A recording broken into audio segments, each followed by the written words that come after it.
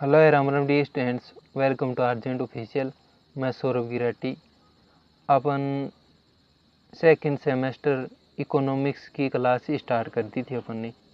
पिछले 3 वीडियो में यानी कि पिछले 3 वीडियो में यूनिट 1, 2, 3 कंप्लीट कर लिए थे अपन ने। 20 महत्वपूर्ण क्वेश्चन देखे थे। आज इस वीडियो में यूनिट 4 पर 20 महत्वपूर्ण प्रश्न देखेंगे। वीडियो स्टार्ट करने से पहले अगर चैनल पे नए हो तो चैनल को सब्सक्राइब कर लेना। यूनिट 4 है भारतीय अर्थव्यवस्था में नियोजन, विकास एजेंडा और सामाजिक आर्थिक चुनौतियाँ। आज अपना पहला क्वेश्चन है, भारत में आर्थिक नियोजन का प्राथमिक उद्देश्य क्या है? तो भारतीय आर्थिक नियोजन का प्राथमिक उद्देश्य तीव्र और संतुलित आर्थिक विकास प्राप्त करना, गरीबी कम करना, आत्मनिर्भरता हासिल करना और सामाजिक न्याय सुनिश्चित करना था।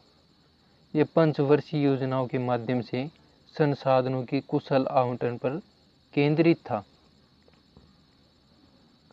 क्वेश्चन नंबर 2 है, भारत में नियोजन की प्रक्रिया की 2 प्रमुख उपलब्धियां बताएं। तो भारत में नियोजन की प्रक्रिया की 2 प्रमुख उपलब्धियां कृषि में आत्मनिर्भरता, हरित क्रांति के माध्यम से और भारी उद्योगों का आधारभूत संरचना का विकास रही है। इसने शिक्षा, स्वास्थ्य और ग्रामीण विकास में भी महत्वपूर्ण प्रगति की नींव रखी है।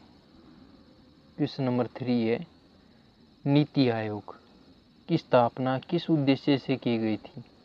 तो नीति आयोग की स्थापना योजना आयोग के स्थान पर थिंक टैंक के रूप में की गई थी। इसका उद्देश्य केंद्र और राज्यों के बीच सहकारी संवाद को बढ़ावा देना, राष्ट्रीय विकास प्राथमिकताओं को और रणनीतियों को तैयार करना, राज्यों को नीतिगत व तकनीकी सलाह प्रदान करना। क्वेश्चन नंबर 4 है, नीति आयोग की 2 प्रमुख भूमिकाएं क्या हैं? तो नीति आयोग की 2 प्रमुख भूमिकाएं नीतिगत और रणनीतिक सलाह देना, सरकार के लिए एक थिंक टैंक के रूप में कार्य करना और राज्यों के साथ सहयोग के माध्यम से सहकारी संवाद को बढ़ावा देना। ये डेटा विश्लेषण और निगरानी में भी महत्वपूर्ण भूमिका निभाता है। क्वेश्चन नंबर 5 है, टीम इंडिया हब और knowledge and innovation hub NITI Aayog के लिए क्यों महत्वपूर्ण है? तो टीम इंडिया हब केंद्र और राज्यों के बीच समन्वय स्थापित करता है, जबकि नॉलेज एंड इनोवेशन हब विशेषज्ञता और नए विचारों को बढ़ावा देता है। ये दोनों हब नीति आयोग को नीति निर्माण, अनुसंधान और ज्ञान साझाकरण के लिए प्रभावी ढंग से कार्य करने में सक्षम बनाते हैं। क्वेश्चन नंबर 6 है, 1991 के आर्थिक सुधारों के बाद भारत के विकास एजेंडे में क्या बदलाव आया? तो 1991 के आर्थिक सुधारों के बाद भारत के विकास एजेंडे में उदारीकरण, निजीकरण और वैश्वीकरण पर जोर दिया गया। यह बाजार उन्मुख नीतियों, निजी निवेश को प्रोत्साहन, व्यापार बाधाओं को कम करने और आर्थिक एकीकरण पर केंद्रित हो गया। क्वेश्चन नंबर 7 है, 1991 के बाद मेक इन इंडिया जैसी पहले किस उद्देश्य को प्राप्त करती हैं? तो 1991 के बाद मेक इन इंडिया जैसी पहले विनिर्माण क्षेत्र को बढ़ावा देने, देश को वैश्विक विनिर्माण केंद्र बनाने, विदेशी निवेश को आकर्षित करने और रोजगार सृजित को गति देने के उद्देश्यों को पूरा करती हैं, जिससे भारत का औद्योगिक आधार मजबूत हुआ है। क्वेश्चन नंबर 8 है, राष्ट्रीय विकास एजेंडे में डिजिटल इंडिया का क्या महत्व है? तो राष्ट्रीय विकास एजेंडे में डिजिटल इंडिया का महत्व यह है कि यह सरकारी सेवाओं को डिजिटल रूप से सुलभ बनाता है, डिजिटल साक्षरता को बढ़ावा देता है और डिजिटल आधारभूत संरचना का निर्माण करता है।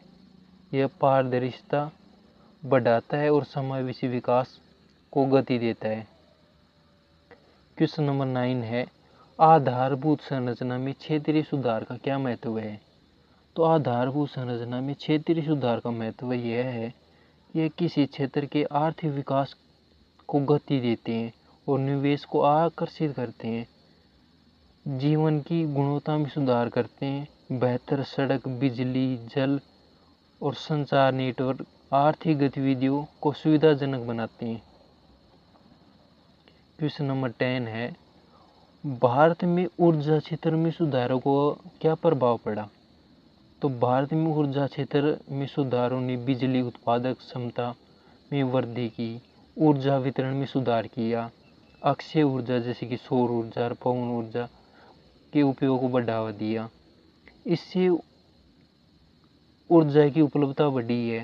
हालांकि मांग, आपूर्ति, अंतर और वितरण हानियां अभी भी चुनौती हैं। क्वेश्चन नंबर 11 है, भारत में परिवहन आधारभूत संरचना जैसे कि सड़क और रेलवे के विकास का क्या आर्थिक महत्व है? तो भारत में परिवहन आधारभूत संरचना के विकास का आर्थिक महत्व अत्यधिक है।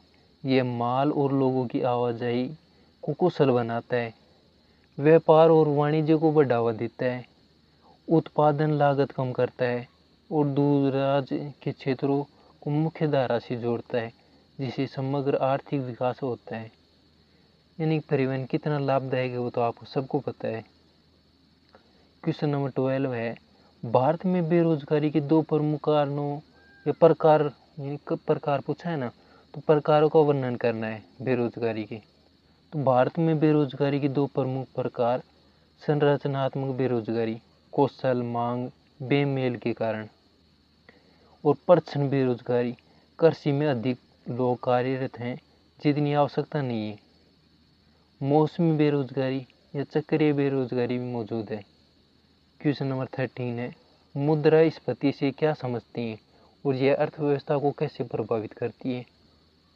तो मुद्रास्फीति का अर्थ वस्तुओं और सेवाओं की सामान्य कीमत स्तर में निरंतर वृद्धि है, यानी महंगाई। यह अर्थव्यवस्था को प्रभावित करती है क्योंकि यह क्रय शक्ति को कम करती है, बचत को हतोत्साहित करती है और निवेश अनिश्चितता पैदा करती है। हालांकि नियंत्रित मुद्रास्फीति विकास के लिए सहायक हो सकती है। क्वेश्चन नंबर 14 है, भारत में क्षेत्रीय असमानता के दो प्रमुख कारण क्या हैं? तो भारत में क्षेत्रीय असमानता के दो प्रमुख कारण ऐतिहासिक विकास पैटर्न में भिन्नता, कुछ क्षेत्रों का अधिक औद्योगिकरण और संसाधनों की असमान उपलब्धता जैसे कि जल और खनिज। इसके अतिरिक्त अपर्याप्त आधारभूत संरचना और नीतिगत विफलताएं भी इसके प्रमुख कारण हैं। क्वेश्चन नंबर 15 है, क्षेत्रीय असमानता को कम करने के लिए सरकार क्या उपाय कर रही है? तो क्षेत्रीय असमानता को कम करने के लिए सरकार विशेष क्षेत्र विकास कार्यक्रम जैसे कि पिछड़े क्षेत्रों के लिए आधारभूत संरचना, निवेश को बढ़ावा देना, संतुलित औद्योगिक विकास नीतियों को अपनाना, पिछड़े क्षेत्रों में शिक्षा व स्वास्थ्य सेवाओं का विस्तार जैसे उपाय कर रही है। क्वेश्चन नंबर 16 है, भारत में ग्रामीण विकास कार्यक्रम का क्या महत्व है? तो भारत में ग्रामीण विकास कार्यक्रम का महत्व यह है कि ग्रामीण क्षेत्रों में गरीबी, बेरोजगारी और आधारभूत संरचना की कमी जैसी समस्याओं का समाधान करते हैं। ये कृषि उत्पादकता बढ़ाते हैं, ग्रामीण आय में सुधार करते हैं और जीवन स्तर को ऊपर उठाते हैं, जिससे समावेशी विकास होता है। क्वेश्चन नंबर 17 है, भारत में ग्रामीण विकास के लिए दो प्रमुख सरकारी योजनाएं बताएं। तो भारत में ग्रामीण विकास के लिए दो प्रमुख सरकारी योजनाएं जैसे कि महात्मा गांधी राष्ट्रीय ग्रामीण रोजगार गारंटी अधिनियम जो ग्रामीण परिवारों को 100 दिनों तक सुनिश्चित रोजगार प्रदान करता है, प्रधानमंत्री आवास योजना जो ग्रामीण गरीबों को आवास प्रदान करती है। क्वेश्चन नंबर 18 है, ग्रामीण विकास में स्वयं सहायता समूह SHGS की क्या भूमिका है? तो ग्रामीण विकास में स्वयं सहायता समूह की महत्वपूर्ण भूमिका है। वे महिलाओं को सशक्त करते हैं, उन्हें बचत करने और छोटे ऋण प्राप्त करने में मदद करते हैं, जिससे वे स्वरोजगार शुरू कर सकें। ये सामाजिक एकजुटता को बढ़ावा देते हैं और गरीबी उन्मूलन में सहायक होते हैं। क्वेश्चन नंबर 19 है, भारत में ग्रामीण विकास के सामने प्रमुख चुनौतियाँ क्या हैं? यानी कि गाँवों को विकास करने से कौन रोक रहा है? तो भारत में ग्रामीण विकास के सामने प्रमुख चुनौतियाँ ग्रामीण शहरी विभाजन, कृषि पर अत्यधिक निर्भरता, अपर्याप्त आधारभूत संरचना और गुणवत्ता शिक्षा, स्वास्थ्य सेवाओं तक सीमित पहुंच, जलवायु परिवर्तन और जल संकट भी ग्रामीण आजीविका को प्रभावित करता है। क्वेश्चन नंबर 20 है, ग्राम स्वराज की अवधारणा का ग्रामीण विकास में क्या महत्व है? तो ग्राम स्वराज की अवधारणा का ग्रामीण विकास में महत्व है क्योंकि यह स्थानीय स्वशासन, सशक्तिकरण और आत्मनिर्भरता पर जोर देती है।